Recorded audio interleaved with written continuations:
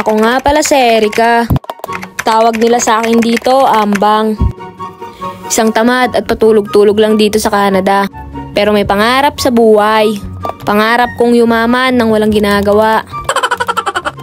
For today's video ay magluluto nga pala ako ng butter garlic crab. Kaya tara, huwag kayong sumama. Ang una ko nga palang gagawin dito guys ay maghiwa ako ng bawang. Pagkatapos ko nga pala maghiwa ng bawang ay nagpainit na ako ng palayok. Kaya nga pala ako magluluto ng butter garlic crab. May napanood kasi ako dito sa Facebook, nagmumukbang. At dahil inggitera ako ay nagluto na din ako ng crab. At nung mainit na nga pala yung palayok ay sunod ko naman nilagay itong butter. Alam nyo ba guys, nung nasa Pilipinas kami, hindi namin kayang bumili ng mga malalaking crab. Dahil sa sobrang mahal. Kasi pag nasa Pilipinas ka, yung mga mayayaman lang ang may kayang bumili ng mga ganyang crab. Dahil hindi tayo mayaman, ay hindi tayo nakakabili ng mga ganyan. Kaya kahit mahirap kami dito sa Canada, kaya pa rin namin bumili ng crab. Kasi dito, kahit mayaman ka o mahirap ka, lahat ng kaya ng mga mayayaman, kaya mo ding bilhin. Basta masipag ka. Pero kung tatamad-tamad ka na gaya sa akin, ay walang mangyayari. Ako kasi gusto kong yumaman nang walang ginagawa, pero hindi ko pa rin alam kung paano. Pagkatapos ko nga palang mailagay yung butter dito guys, ay sunod ko namang inilagay itong bawang. Bawang na panglaban sa aswang. At kay kumare na lumalabas ng hating gabi at nangangate para nakawin ng iyong asawa. Pagkatapos ko nga palang maigisa-gisa tong bawang, sunod ko naman itong nilagyan ng ketchup. Ito nga palang lulutuin kong crab guys ay frozen. Hindi ko na nga pala ito pinakuluhan. Kasi nung binili ko, luto na. Kaya bahala na kung anong magiging lasa nito. Kaya ang ginawa ko, dinepros ko lang tapos nilinisan ko na rin. Pagkatapos ko nga palang malagyan ng ketchup ito ay nilagyan ko ng oyster sauce. Oyster sauce nga pala namin paubos na.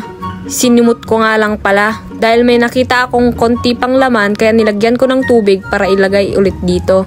Sayang naman kasi, iba talaga daw paglaki ka sa hirap. Kahit wala ng laman, sisimutin mo pa rin. Pero pag piling mayaman ka, syempre kahit marami pa yon itatapon mo na.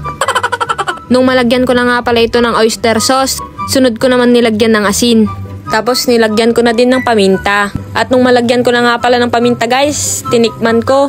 Sabi ko parang may kulang. Kaya napaisip ako. Kaya dali-dali akong kumuha ng asukal at inilagay ko na dito. Lalagyan ko pa nga sana ito ng coke kaso napaisip ako. Kasi nasasayangan ako, sayang naman yung gamot ko. Mababawasan.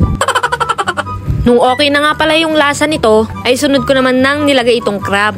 Balak ko nga pala sanang hiwa-hiwain ito kaso ayaw ko. Mas mapapadali pa sana ako kung hiniwa-hiwa ko ito. At dahil gusto ko pang maghirap, bago kainin ito ay hindi ko na ito hiniwa-hiwa. Kaya buo ko na lang itong nilagay para mas madali. Sabi ko nga pala mas mapapadali akong lutuin. Mas lalo pala akong mahihirapan. Sobrang bigat pala pag babalik-baliktarin mo na. Kaya yon, mahirap na ang balik-baliktarin. Mahirap pang itong kainin. Siguro pag kinain ko to lahat, tigok na ako no. Putok-batok ba?